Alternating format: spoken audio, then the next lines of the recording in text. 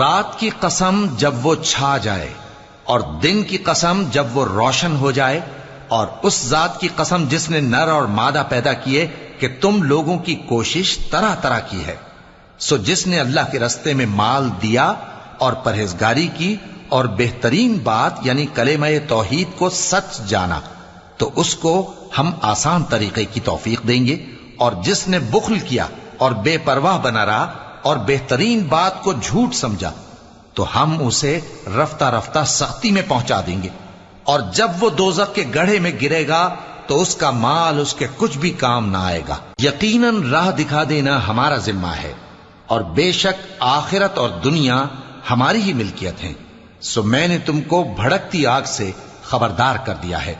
उसमें वही दाखिल होगा जो बड़ा बदबख्त है, जिसने झुटलाया और मुंह फेरा, और जो बड़ा परहेजगार है वो उस